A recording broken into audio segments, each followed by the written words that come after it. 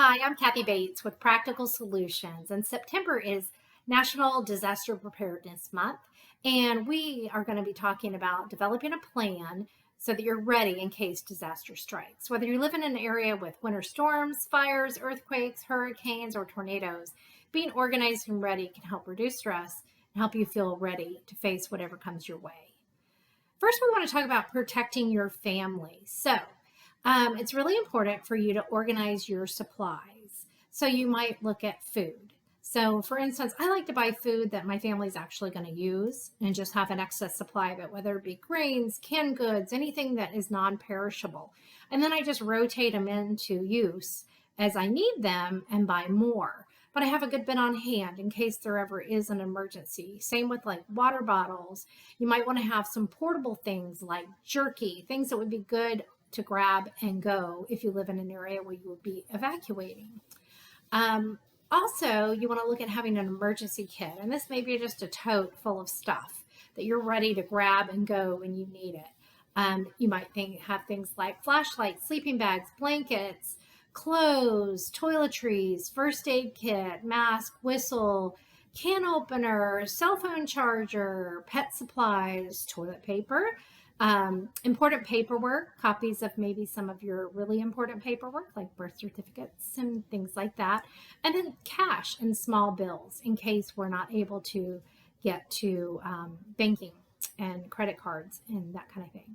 I like to have a container full of camping gear so that I'm ready to go camping and it's all packed and ready to go. But also, in case of emergency, I could grab that and have things like a stove, lanterns, tents, things that I need for a disaster as well.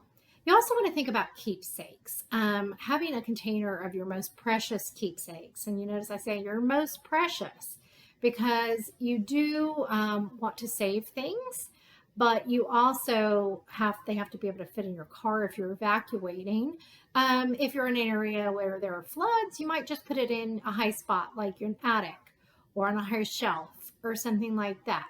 But you do want to have these things contained and ready to be moved, taken with you, whatever you need. So being organized really does help. You also want to have a plan for your family. And you know, in these instances, we might be without cell phone service, so we really want to consider that. So first, you want to think about where in your home you would go in case of an emergency. So if you live in a place where there are tornadoes, you might have a basement, you might have a bathroom you go to, or an interior room that's protected. For things like earthquakes, you might go to a doorway or whatever you do outside. But have that kind of plan in place and discuss it as a family so that you're ready. Especially with those things, you don't have much time. Then talk about a meeting place. If you don't have cell phone coverage and you're not able to reach each other, we become very reliant on that. You might want to have somebody with a landline that you can communicate with and let them know you're okay so that everyone that calls in can find that out as well. And you might want to communicate through email, which might be a better way when cell phones are down. But do have a plan in place. And then you want to think about protecting your property. I know when the housing market has been going crazy lately, so many of us are underinsured.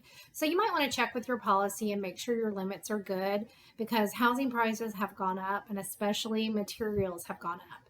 So if you're underinsured, you may not be able to rebuild like you want to.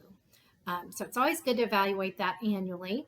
It's a great idea to have a home inventory. We do home inventories, and now with cell phones, it's so easy to do. There are even apps where you can take pictures, write in descriptions of high value items, and that is really easy. When insurance claim comes along, you've got pictures of everything, you've got documentation, and you don't have to think through what in the world was in your home. If you need help with that, we're happy to help.